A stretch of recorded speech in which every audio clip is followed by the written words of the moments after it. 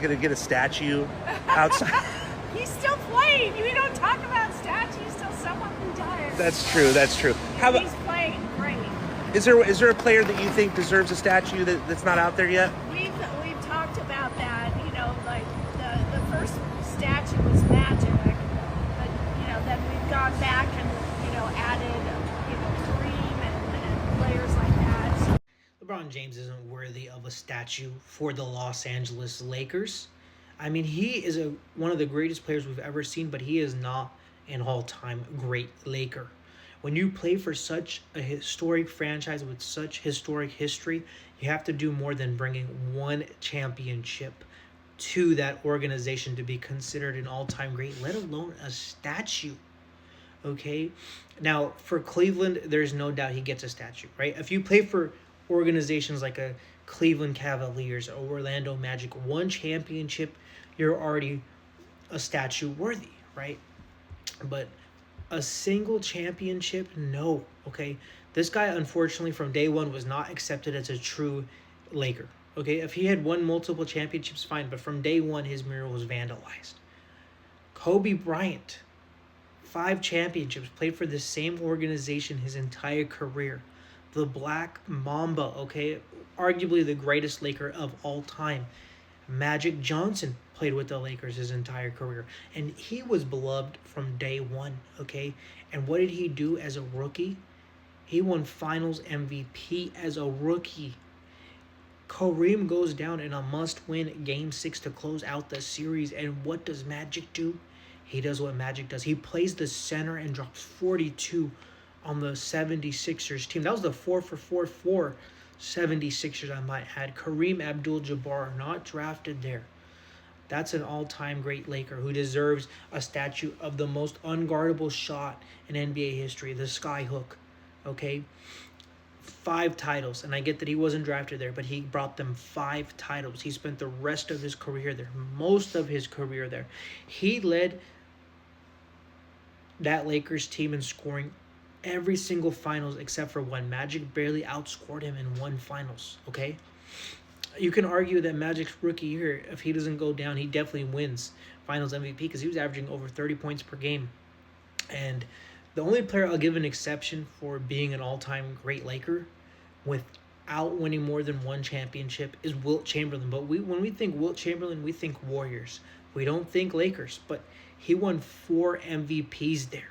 4 regular season MVPs, a finals MVP in 71.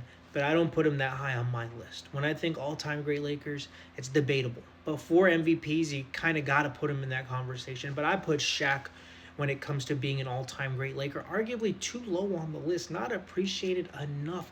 The most dominant player in NBA history. Like, what are we talking about? I don't think Lakers fans love him enough, and that statue of him is well-deserved. 3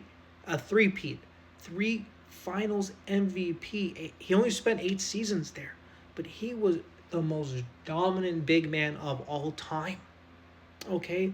I mean, this guy was Mr. LA. Jerry West. And people are going to be like, well, Jerry only won 1. That's your argument. That's not just my only argument. This man went 1 for 7 in the NBA Finals. Right? He took a franchise that wasn't historic after moving from Minneapolis to Los Angeles. A league that was dying, and he became the logo himself. And guess what? It's not only one championship, because from an organizational standpoint, not a better president, not a better GM than Jerry West brought them 5 championships. It was his decision to bring on Magic. I don't want to hear that BS rumor that he didn't want Magic. He brought on Magic. He goes and gets big game James Worthy. He drafted big game James Worthy over Dominique Wilkins. And was Wilkins a better athlete? Absolutely. But was James Worthy a better superstar when it mattered most? Absolutely. He played winning basketball. We can talk about Jerry's teammate, Elgin Baylor, right, who spent his entire career as a Laker, which is crazy. I mean, he averaged 27.4 points per game, and I know he didn't win a championship. That's why we can argue maybe he doesn't deserve a statue. But big game James Worthy absolutely does. I mean, this team could not get past Boston at first. They lost to Boston, and what do? They get the first pick in the draft, and they go and get big game James Worthy, who was key to those 3 titles they went on to win. The first pick of the 1982 draft, and he ranks 3rd in the organization in steals, 6th in points, 7th in field goal percentage.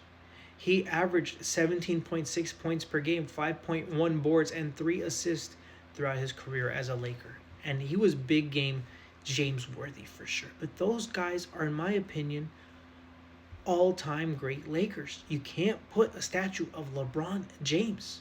1 championship, it's like Aaron Judge. Aaron Judge is the greatest regular season player of this era. But he will never, ever be considered as an all-time great Yankee. He has to win a minimum of 2 World Series. We don't mention Aaron Judge amongst the Big Bambino, one of the greatest, if not, people have this guy as their GOAT, and there's hard to argue. The great Bambino, Babe Ruth, who saved baseball single-handedly after the White Sox betting scandal. His teammate, once Babe Ruth got older and they needed someone to get over the hump, Lou Gehrig, okay? What about the Yogis of the world? The Alex Rodriguez, the captain, Derek Jeter, who won 5.